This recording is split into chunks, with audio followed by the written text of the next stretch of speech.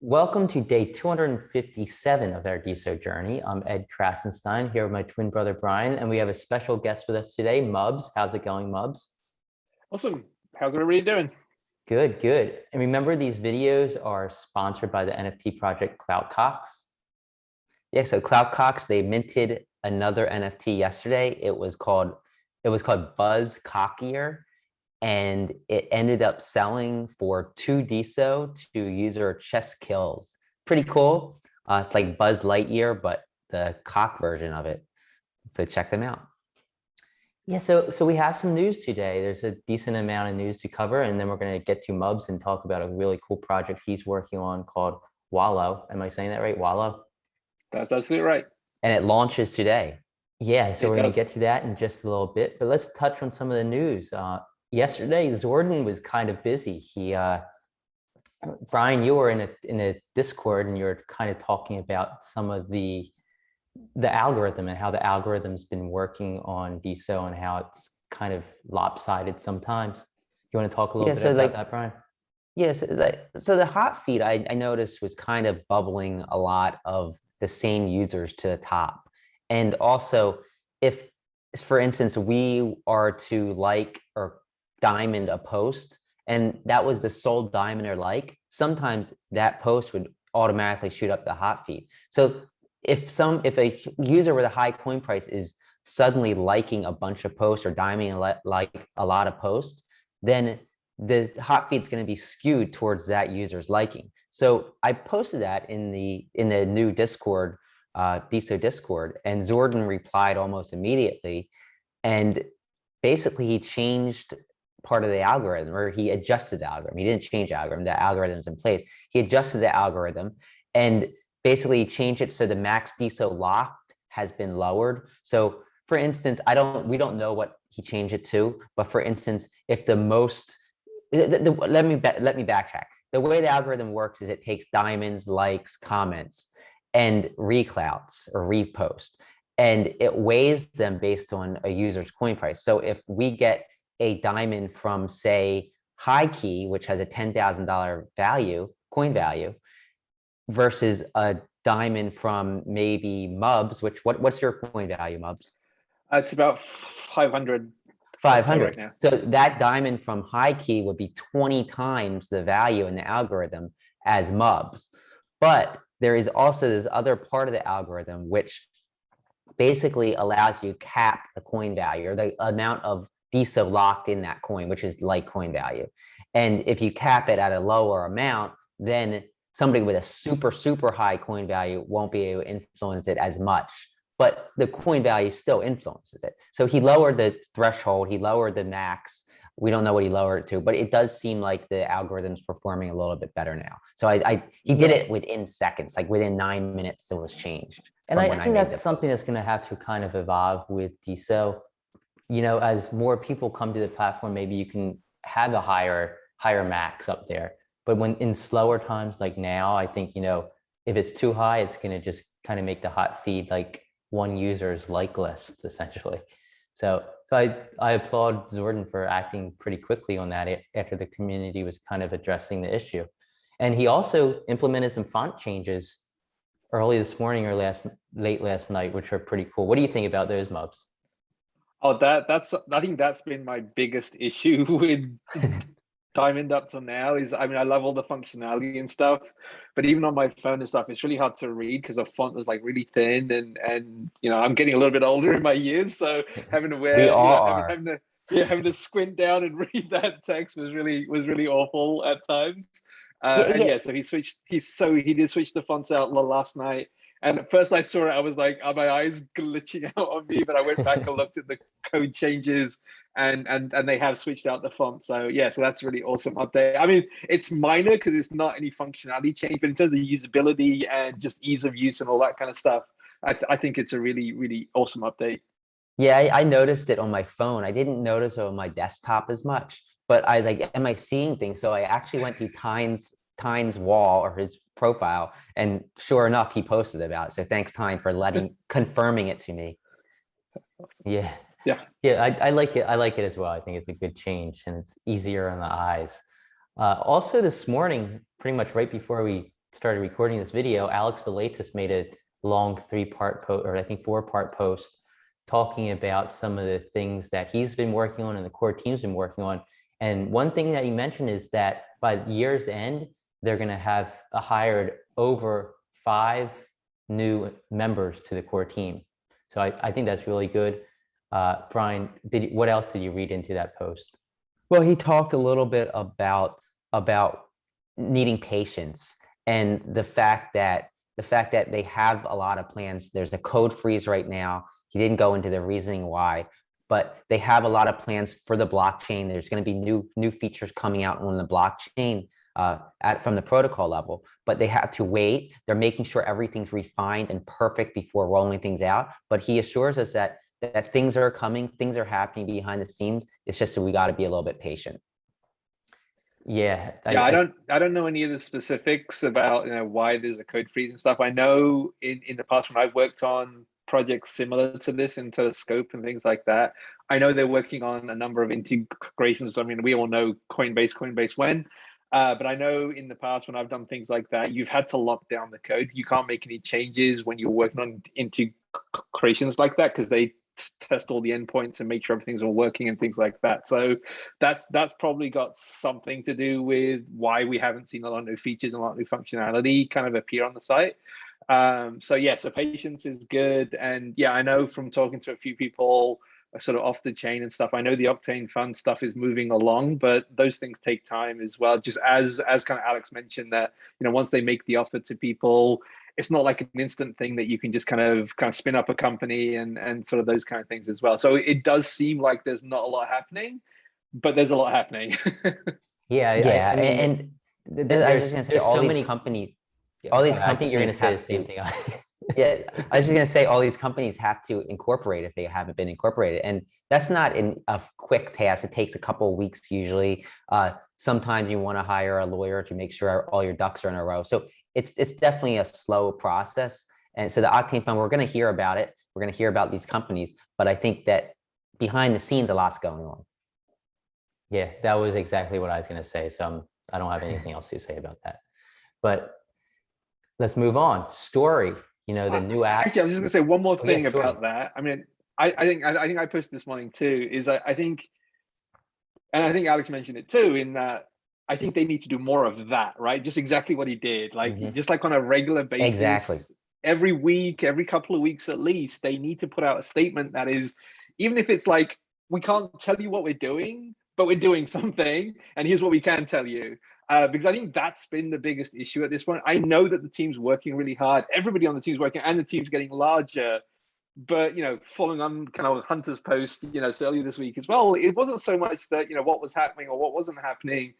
It's the fact that we don't know. And I think Alex posting that, I think, is a real big step forward. And I think they need to put something on their calendar that at least once a week, at least once every 2 weeks, we need to write a post that just says, okay, here's what's happening. I think if they do that, that'll just make everybody kind of appreciate a little bit more about how hard everybody is kind of working as well. I agree 100%. I think you're right on right there. But also Story. We all know Story, the app by Design Star. They actually announced today that Rabal, the creator of Cloutfeed, is one of their co-founders. And I think that kind of took us by surprise a little bit. I don't think anybody suspected that. But I mean, I think we can now really expect a really good app from them. So not that we didn't beforehand, but I mean, I think that's great news for the app and for the community in general. Yeah, Rabal is super talented. Obviously, you see what he has done with Cloutfeed. Designs that both Lucy and Louise are so passionate about what they're doing. I think this is a really great team. And actually, Louise texted me this morning and told me, "Hey, check out the post." And I'm like ecstatic, because I think this is going to be a really cool app, and I think it can really move DeSo forward quite substantially among people who are used to like an Instagram-like social media platform. Yeah, Mubs, you know all about making apps, right? Yeah, I think it's awesome that he's involved. I also think it's awesome that we're starting to see more, that we're building new experiences on top of the platform, instead of just, okay, let's clone Twitter or just take a node and just add a little bit of tweak here or there. I think what I really like about Story is that it's a completely new, fresh look at how you can build on top of the platform. They're not using any existing code, they're not using any existing, sort of UI or anything like that. So I think that's cool. And I think we need to see more of that for the platform to really kind of take up, because ultimately people will find Story and not have heard about BitClout or DeSo or anything like that, and just use an awesome app. And I think that's the promise of the platform. And I think the fact that we're starting to see more applications like that, I think it's a really awesome sign. Yeah, for sure. And NFTZ has an update that was just pushed out early this morning, where you can now transfer and sell NFTs with unlockable content. Previously, you could mint NFTs with unlockable content, but when it came to the sale, making that sale and a transfer, or just doing a transfer, you couldn't actually include that unlockable content. So now you can do that. So you can now mint, sell, and transfer NFTs with unlockable content on NFTZ. So Martine's making great progress. He's doing a great job. And we have a lot of other stuff coming in the near future as well with NFTZ.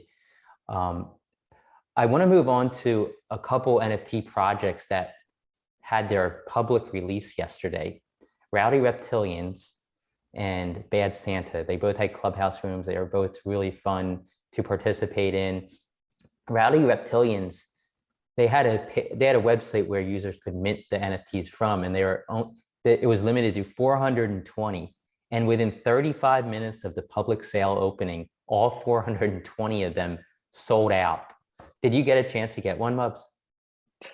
I got 6 of them. Oh, yeah.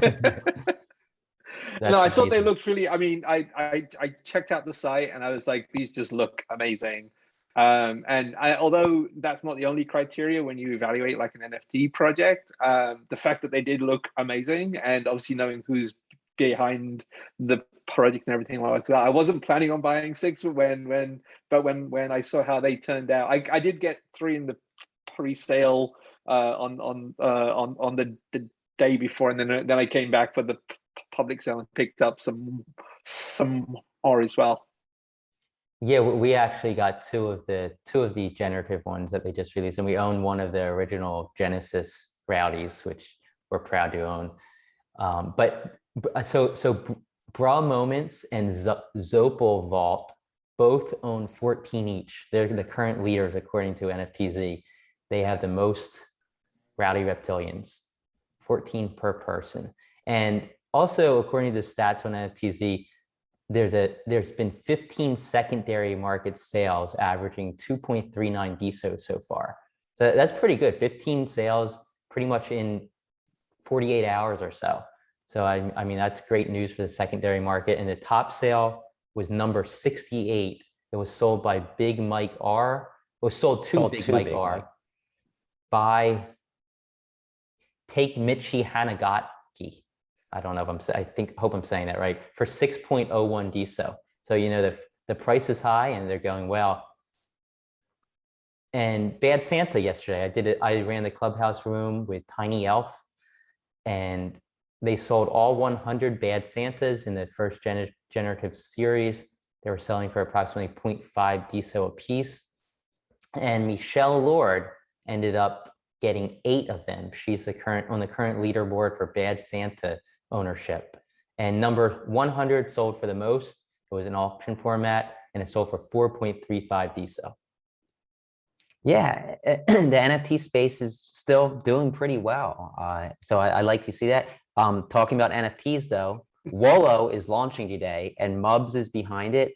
And I'm super excited to talk about what he's been working on. I've been actually using the app in test flight, and I've loved it. So let's hear what you have to say. Where are you going with Wollo and what you have planned? Yeah, so Wollo is, it's a continuation of my interest in the NFT space in general and in DeSo specifically.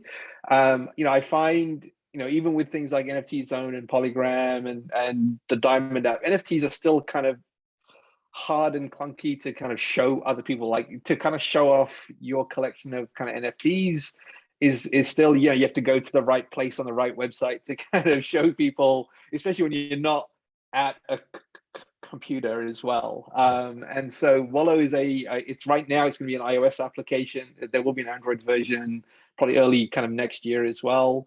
But it's basically just an NFT wallet in your pocket. So you can install the app, you can add your account. There will be restrictions. You will have to own a Wollo NFT to be able to use the actual application as well while it's in test flight for early access, which is what we're launching this afternoon. But essentially, it's just a really easy way to kind of look over your holdings of your NFT. So if you bought 6 rowdy reptilians like I have, and I'm out and about somewhere, and somebody says, "I'd love to see your rowdy reptilians," now I don't have to code to NFT Zone, find my account on there, and then filter it down to the rowdy reptilians and things like that. Or if I'm on DiamondApp, I go to my profile, go to my gallery, and then I have to go find the rowdy reptilians inside of my own collection. With Wollo, it's an app. You just click it. It can sort by the NFTs that you hold. You can filter by the collections. You can filter by, if you have multiple accounts, you can filter multiple accounts. You can search on a particular word, or you can just say, show me the collection that I own. So it'll give you a list of all of the collections that you own, and then you can filter down easily and say, just show me the reptilians that I own, or the spookies that I own, or the bad Santas that I own, okay, anything like that. So it's just meant to be a very easy to use, very easy to show people when you're out at dinner, or you're going to be on your Christmas holidays and meeting with family and friends and things like that. A very easy way to share kind of what you're holding. Just in time for Christmas, so everybody can show off their NFTs that they get for Christmas, right? Absolutely. Yeah, I think there's going to be a lot of offline, not like I said, it's you can do it right now on NFT Zone, on Polygram, and even on the Diamond too. If you navigate to the right place, you can share kind of things that you hold. But most people aren't going to be around a big laptop monitor or a big desktop machine out and about in the holidays. And especially when you're out and about, if you're in a meeting or if you're at a sort of event too, and you want to show people kind of what you're holding, and the sort of awesome NFTs that are now available on DeSo as well, I think that should help the sort of shareability and hopefully the sort of appeal that those NFTs have as well. Yeah, I imagine like a whole family around a Christmas tree, whipping out their phone and saying, "Check out this NFT I just bought." Like, oh wow, that's really cool. But yeah, so like what's a roadmap? What do people have to do to download it? Just go to the App Store, I assume, on Apple. And yes, so long-term roadmap right now, this is just the MVP. I just want to be able for people to be able to see what their holdings are right now, because I think that's kind of like the first step, is just allow people to access what they're currently holding. So that's kind of what the MVP is. And then version 1 ultimately will be, you can do all the things that you can do from other nodes. So, you can search and find and explore and buy and sell and all those kind of things. But that's going to come probably early kind of early next year. What will happen for what's happening this afternoon is I'm actually going to be selling a specific Wollo NFT that you'll be able to purchase. That will give you access to the test flight version. I've shared it with a few people to get some early feedback already. But yeah, man, I got mine for free then. Wow, thanks. Well, you can use it right now. As of this afternoon, you won't be able to use it anymore unless you buy the NFT as well. Okay. But yeah, so that was. There's going to be a handful that I'm gonna. So the idea is there's going to be 100 NFTs for sale that you can use to access the sort of early version of the application. There will be some that I'm just reserving that I'm going to just do giveaways with as well. So if you don't want to buy the NFT, you will hopefully be able to kind of win one if you want to. Because I want as many people who, even if you can't afford. I mean, I know, we kind of have, it's 0.69 DeSo and 0.5 DeSo and 1 DeSo for a bunch of these NFTs. I understand that's still a lot of money for some people as well. So there'll be some way to access it, even if you can't kind of afford that as well. Because I want to get a wide array of people kind of using the app as well. But yeah, so long-term roadmap is full functionality, buy, sell, trade, send, all from your all from the comfort of your iPhone and hopefully Android as well at some point. but you know, yeah. So right now it's just going to be in test flight until we get to version 1. Couple of reasons for that. One is we're not really still quite sure about how Apple feels about buying and selling things in apps. Yeah. But if you're in test flight, they seem less concerned about that because it's not in the public app store. There is a Discord group that is open. So if you go to wollo.cc, there is a website. This kind of lists a few of the links and kind of explains a little bit more about the application as well. There's a link to the Discord group, and I'll be adding the link to the test flight as well on there this afternoon. So you can just install the application, and then as long as you own the NFT, you can also add your account in there as well, which will allow you to use the application and all of its functionality as well. Sounds amazing. I'm looking forward. I didn't get a chance to try. I'm gonna have to run over to Brian's house before that test flight version expires. No, I'll send you the link here in a little bit as well. It is going to be open. I'm selling the coin. It's going to start at 12 o'clock, and then what I'll do is by the end of the day I will lock down that you have to own the NFT to be able to access it. But you still have some time to test it out as well. Awesome. It sounds really cool. So what else have you been doing on DeSo? I know you've been here. So you've been around since pretty much the beginning, right? Yeah, I joined in late March as well, just like a bunch of other people did. And yeah, I've just, because I'm a developer, coder, maker, hacker, all of those kind of things, you know, I started playing with the API when it was still private and locked down, trying to figure out how it all worked. And then, yeah, once it became open source, you know, I started working with the code base. I've submitted some pull requests into the front end and the back end, and I don't think I've touched the core. I'm trying to stay away from that bit right now. But yeah, so I've been building a whole bunch of projects on top of the platform to kind of learn more about how everything worked and kind of what the potential was. Most recently, yeah, I've been interested in the NFT space. I love how easy it is to make NFTs on DeSo. You just make a post and then you can mint it.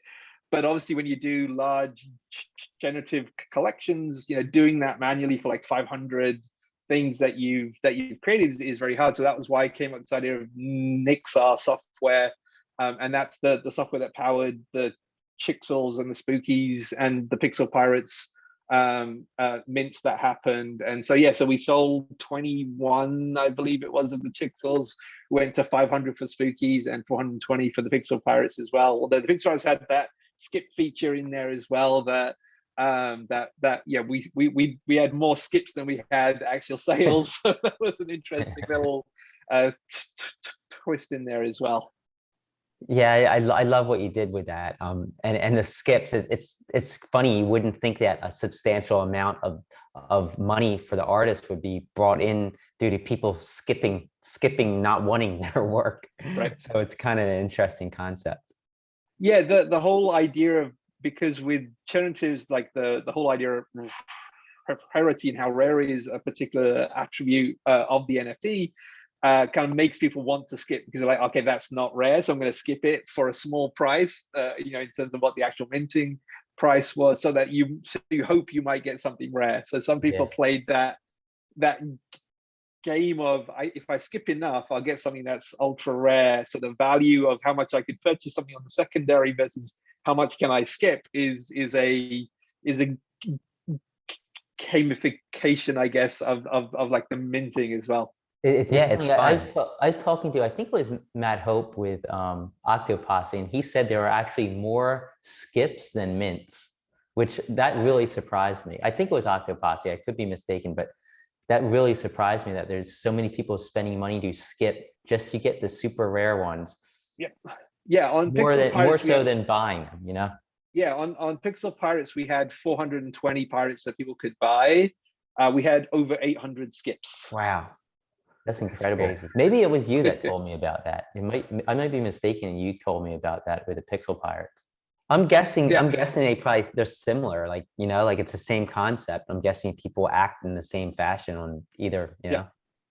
I mean, ultimately it comes down to, yeah, like I said, it's that idea of like, can I get something rare? How much extra do I have to pay to get something rare versus if I want to buy the same thing on the secondary, how much will it cost me? So I think there was a lot of people playing that. And then some people were just like, I don't particularly love what I'm seeing, so I'm going to skip it.